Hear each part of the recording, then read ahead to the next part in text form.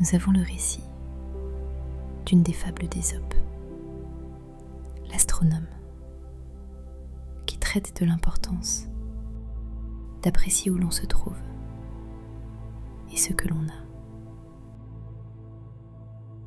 Bonsoir, je m'appelle Marie-Hélène. Bienvenue sur Dormez bien. Avant de commencer, si vous appréciez mon travail et souhaitez découvrir plus d'histoires comme celle-ci, un abonnement à la chaîne serait grandement apprécié. Merci pour votre soutien. Je suis sûre que nous avons tous passé des soirées à regarder l'étendue de l'espace et à nous demander ce qui se cache là-haut. Alors respirez profondément, installez-vous confortablement et laissez-moi vous raconter cette histoire, l'histoire de l'astronome. J'adore passer des soirées à faire cela, à tenter de comprendre l'immensité incompréhensible de l'espace. Alors pourquoi ne pas imaginer cette scène maintenant? Allongez-vous confortablement, peut-être dans votre jardin, dans un hamac ou sur une plage. Et regardez les étoiles au-dessus de vous. Ressentez la tranquillité de ce moment. Le silence, la douceur de l'air, la beauté infinie du ciel étoilé. Vous êtes ici, présent, en paix. Vous réalisez à quel point l'univers est grand et peut-être à quel point cela rend certains défis du quotidien petits et insignifiants. Les problèmes auxquels nous sommes tous confrontés au quotidien ne sont que des obstacles temporaires sur un long chemin.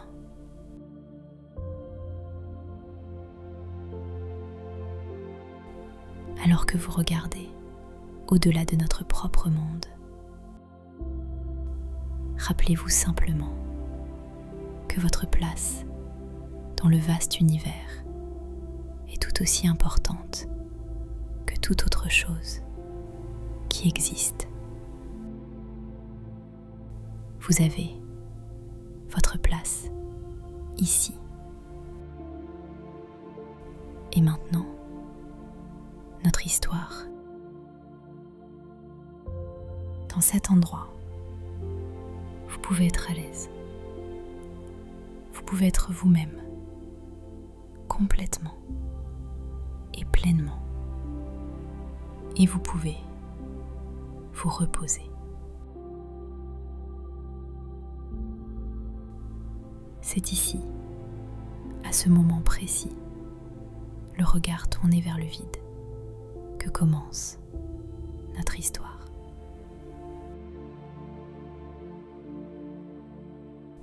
Il était une fois un astronome, fasciné par le ciel nocturne. Il restait éveillé toute l'année, les yeux rivés sur les étoiles, cherchant à percer leurs secrets. Admirant les constellations scintillantes dans l'obscurité au-dessus de lui. Il vivait dans un petit village de la Grèce antique,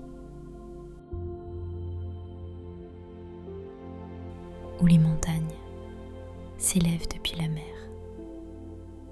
le flanc de la colline est parsemé de petites maisons qui forment une constellation à part entière.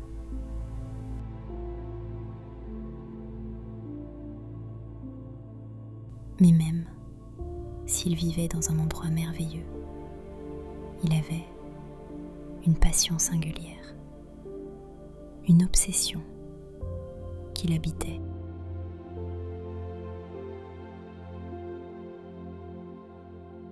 Une fois éveillé par la beauté du ciel nocturne, l'astronome ne se souciait d'autre chose.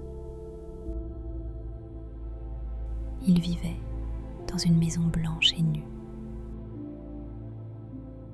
simplement ornée d'un lit, d'une commode, d'un bureau et d'une chaise. Il n'avait pas besoin de grand-chose d'autre, car tout ce qu'il faisait dans cette maison était de dormir et d'enregistrer les constellations.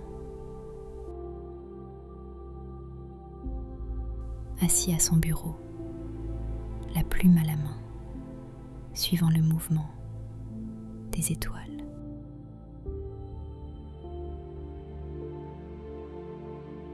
Il n'avait pas de table ou de chaise pour ses invités,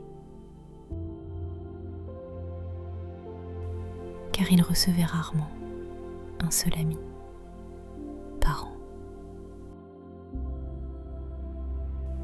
Il n'avait pas le temps pour de telles choses, alors qu'il y avait toujours plus de ciel nocturne à découvrir. Quelle merveille devait encore se trouver au-dessus de lui. Il ne voyait que les étoiles, rien que les étoiles.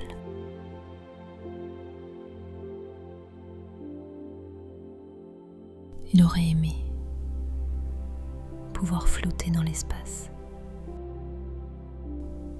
pour mieux observer ces points de lumière qui constituaient l'œuvre de sa vie.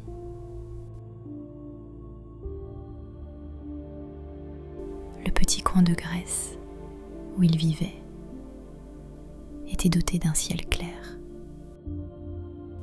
et l'astronome voulait en découvrir le plus possible.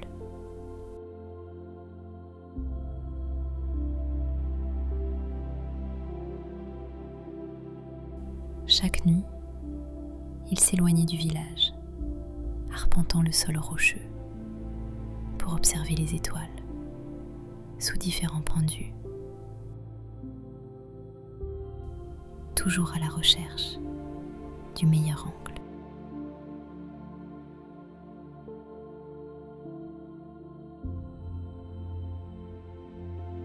Dans le village, les habitants cultivaient leurs jardins et pêchaient quotidiennement. Tous ceux qui y vivaient savaient tout sur les autres. Ainsi, l'astronome estimait qu'il y avait beaucoup plus de possibilités dans le ciel que sur Terre.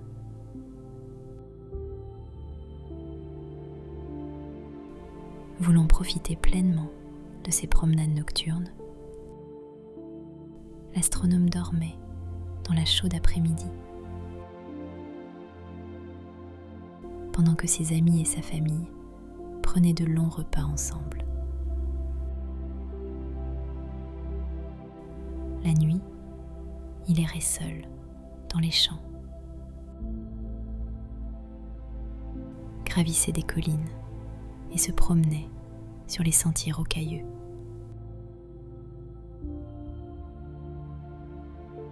Le regard toujours levé vers les étoiles.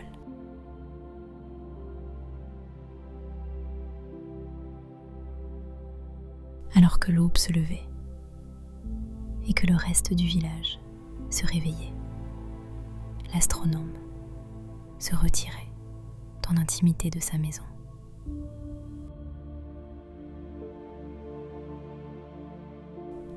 Il notait ses observations de la nuit précédente. Avec soin, méticuleusement, préservant chaque détail.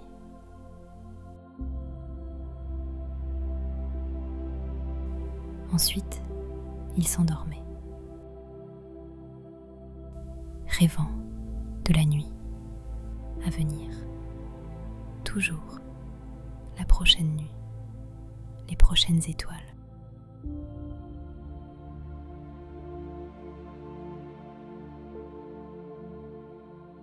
Il était tellement absorbé par le monde des galaxies,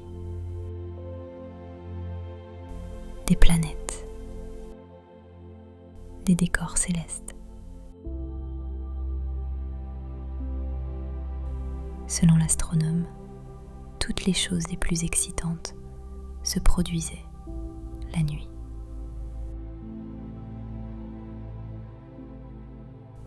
Comme il ne sortait que la nuit, l'astronome ne remarquait jamais l'éclosion de nouvelles fleurs. Au printemps, le doux parfum terreux de l'automne lui échappait complètement.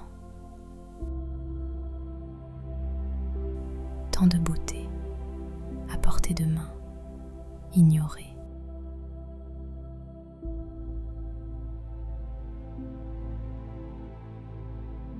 Quelqu'un d'autre a déjà appris tout ce qu'il y avait à savoir sur Terre, pensait-il.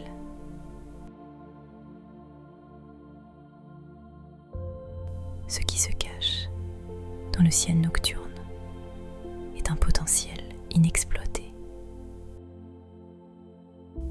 Des secrets et des questions sans réponse. Il cherchait les dieux dans les constellations. Parfois, sous les reflets de la lune, il visitait le temple d'Artémis pour rendre hommage à la beauté qui brille dans le ciel.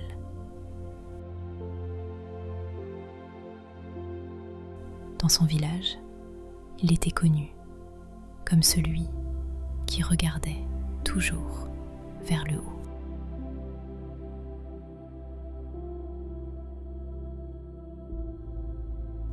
Une nuit, l'astronome était en promenade, regardant les étoiles, comme il le faisait toujours. Il admirait la façon dont la grande ours et la petite ours semblaient parfaitement alignés, sans voir ce qui se trouvait devant lui, ne regardant pas où il allait. Il trébucha sur une bûche et se retrouva emmêlé dans ses robes sur le sol.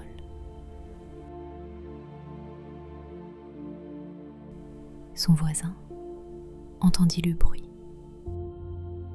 et sortit pour voir ce qui s'était passé. L'astronome rit de sa maladresse et se ressaisit. Alors que le voisin l'aidait à se relever, il lui dit : « Mon ami, pourquoi passes-tu autant de temps à regarder les étoiles alors que tu ne vois pas ce qui est juste devant toi ? »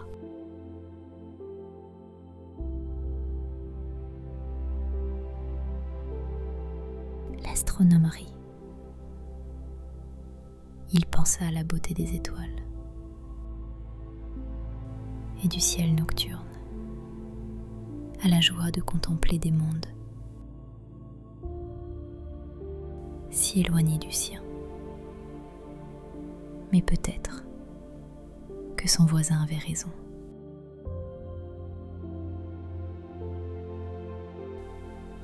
Peut-être qu'il passait trop de temps à regarder le ciel et pas assez de temps à profiter de ce qui lui était donné sur terre.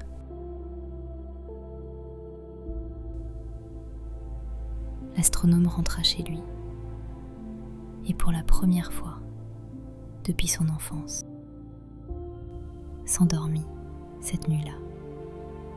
Il se réveilla le matin avec la ville qui s'animait. Le même voisin qui l'avait aidé la veille au soir l'invita à prendre son petit déjeuner. Depuis combien de temps l'astronome n'avait-il pas mangé de pain frais sorti du four ou apprécié une tasse de café partagée avec un ami? Alors qu'ils sirotaient leur café autour de la table extérieure, l'astronome raconta à la femme du voisin ce qui s'était passé la veille. Lorsqu'ils eurent fini, le couple décida de l'accompagner dans une promenade dans le village. La terre molle n'est-elle pas merveilleuse sous vos pieds ? Lui demanda-t-il.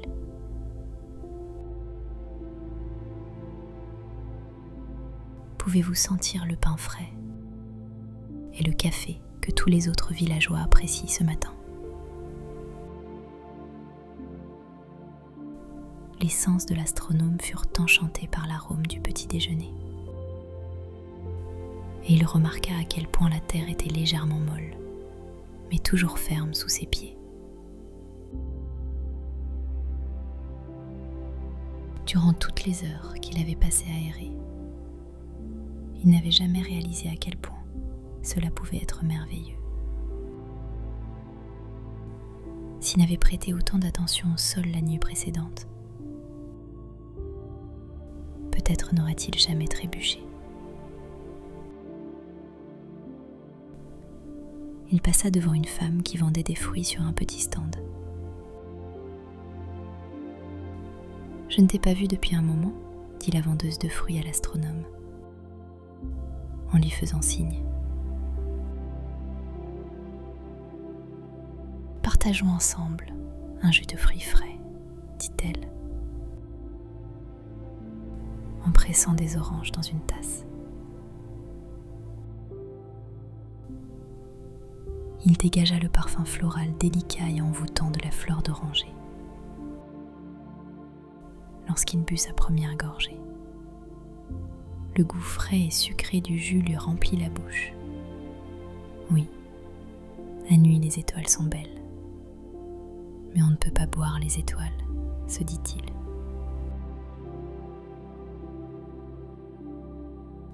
À ce moment-là, l'astronome pensa que les constellations scintillantes n'étaient qu'à moitié aussi douces que ce délice terrestre.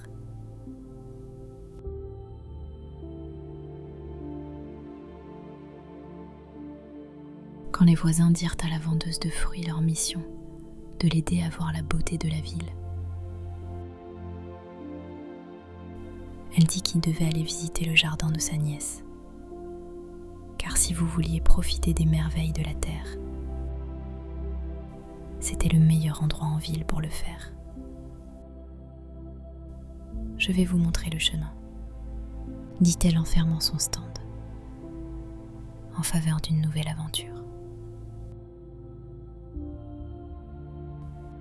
Alors qu'il marchait dans l'allée, de plus en plus de voisins les rejoignirent. Ils n'étaient pas habitués à voir l'astronome dehors pendant la journée. Ils avaient donc chacun un endroit qu'ils voulaient lui montrer. L'astronome ne se souvenait pas de la dernière fois où il avait côtoyé autant de monde. Quand le groupe arriva au jardin de la nièce, elle les accueillit à bras ouverts. Quel honneur d'avoir le grand astronome dans mon jardin pour la toute première fois, dit-elle avec un sourire. La nièce montra un bouquet de fleurs rouges, poussant autour d'une arcade en bois. Ce sont des fleurs sauvages, spéciales, créées par Aphrodite, lui dit-elle. L'astronome se tint sous l'arche, admirant le rouge et le vert se mêlant au bois brun au-dessus. Ensuite, il regarda une parcelle de magnifiques iris violets. Il contempla des lys oranges et des orchidées blanches, s'immergeant dans l'air frais et parfumé du jardin. Au moment de partir, Agnès décida de rejoindre le reste des voisins pour se promener dans le village. Regarder l'astronome expérimenter ses plaisirs pour la première fois, rappeler à tout le monde à quel point la vie sur Terre pouvait être merveilleuse. L'astronome déambula au milieu du groupe. Alors qu'ils quittaient le centre du village et poursuivaient leur route vers le temple d'Apollon. L'astronome remarqua le changement sous ses pieds. Alors qu'il marchait du chemin de terre jusqu'au sol en marbre du temple, il prit un moment pour rester immobile. Ses pieds s'enfonçant dans le marbre frais. Une douce brise se fraya un chemin à travers les piliers, gardant le temple à l'ombre. Les autres citadins autour de lui exploraient le bâtiment, admirant les statues et les sculptures sur les murs. Lui appréciait simplement le sentiment de rester immobile, pendant que le monde bougeait autour de lui. Peut-être n'ai-je pas besoin d'être toujours en mouvement, pensa-t-il.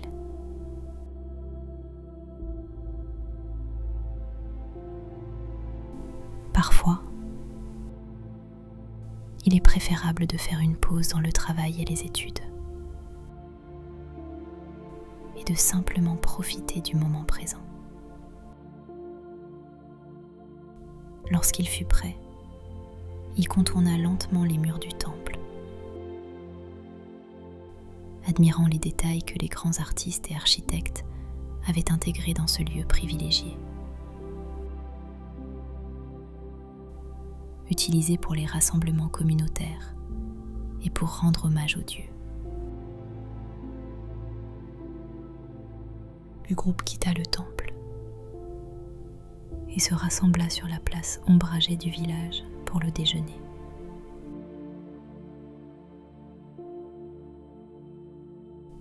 Ils partagèrent chacun ce qu'ils avaient. Des fromages à pâte molle, des restes de pain du matin, de larges grappes de raisin et des olives juteuses. L'astronome savoura chaque éclat de saveur dans sa bouche. Avant, il prenait ses repas à la hâte.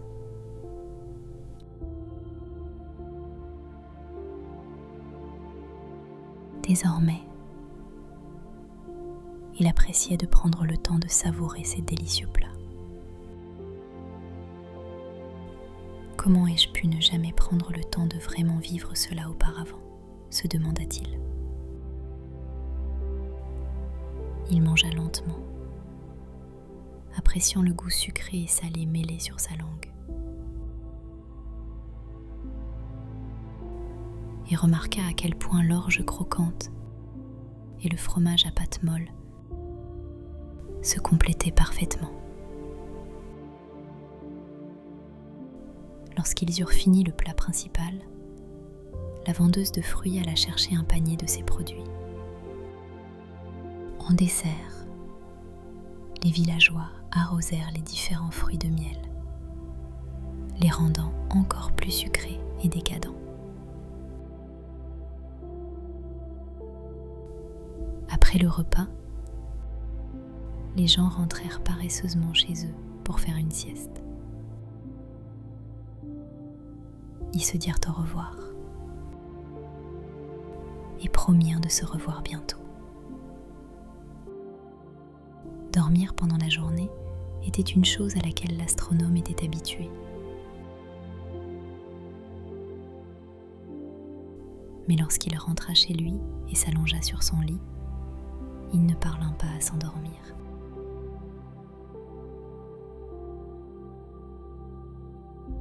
Au lieu de cela, il prêta attention au doux bruit de sa respiration, entrant et sortant de son corps.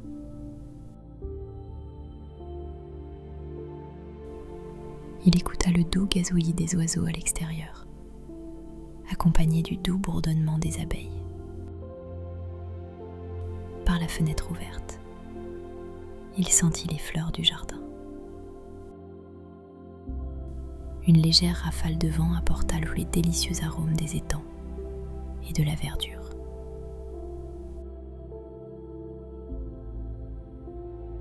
Il resta allongé là, reposant son corps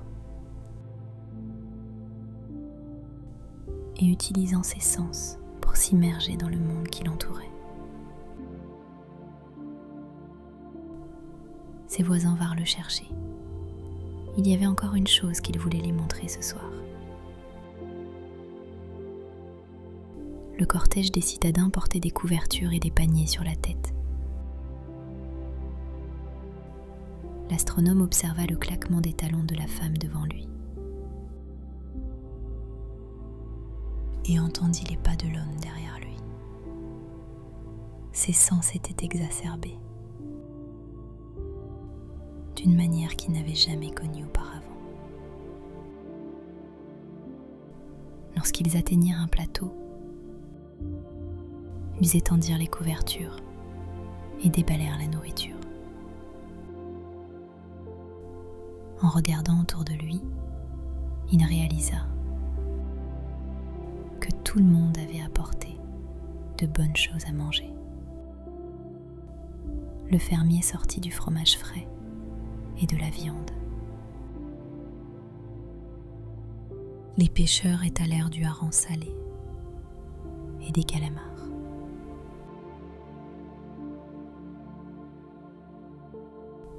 Des œufs à la coque furent coupés en tranches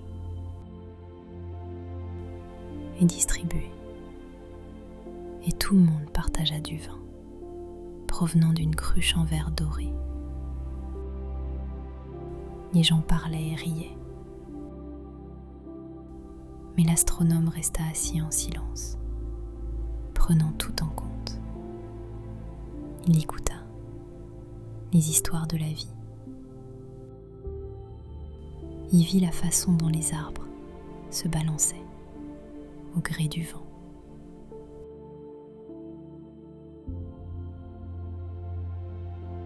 Il pouvait voir le village en contrebas et le sommet de la montagne au-dessus.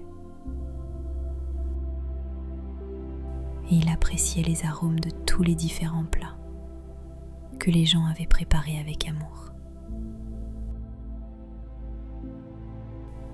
Bientôt, le soleil commença à peindre le ciel de teintes vibrantes. Depuis tout le temps que l'astronome cherchait les étoiles, il n'avait jamais apprécié leur premier acte.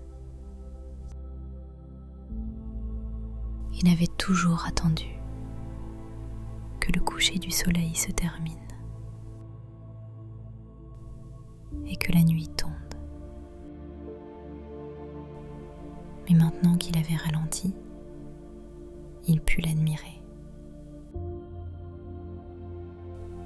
Chaque nuance de jaune, de rose, de rouge et de violet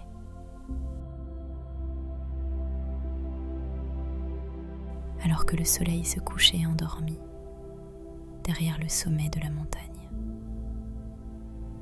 Lorsque les derniers rayons du soleil disparurent, les villageois emballèrent les restes de nourriture et plièrent les couvertures, prêts à rentrer chez eux. Mais l'astronome les arrêta.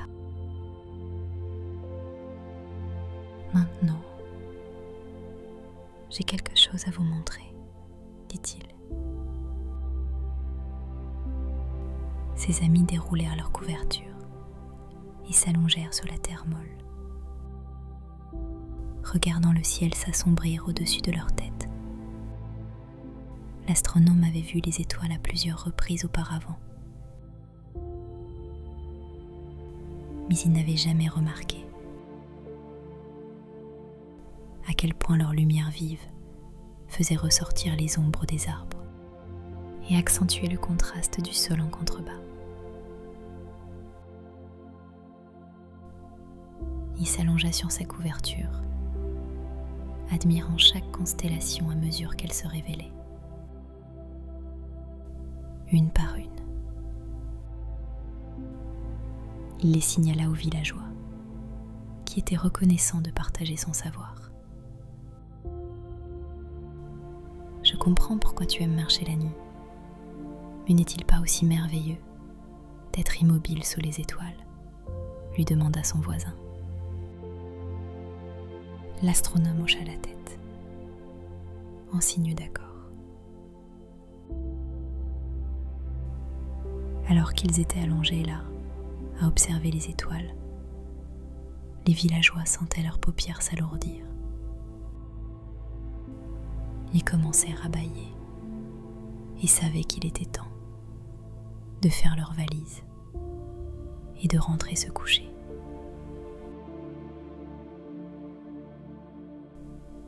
Dans une file lente et prudente, ils descendirent la montagne sur la pointe des pieds. L'astronome tâtait le chemin sous ses pieds, remarquant chaque caillou ou brindille sur lequel il passait. Les étoiles illuminaient le chemin du retour, et pendant qu'il marchait, les villageois chuchotaient tout ce qu'ils avaient vu dans le ciel.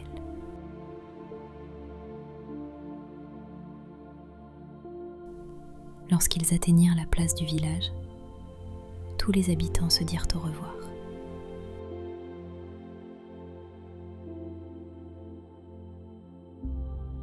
L'astronome retourna lui aussi chez lui. Mais au lieu de se glisser dans son lit, il sortit un oreiller et une couverture. Il les déposa sur une douce pelouse et posa sa tête sur l'oreiller. Ce soir, il rêverait encore d'étoiles. Mais cette fois, il prendrait pleinement conscience de leur beauté. Il laissa lentement ses yeux se fermer, tandis que la brise légère et le doux ululement du hibou l'endormaient sous le magnifique ciel nocturne.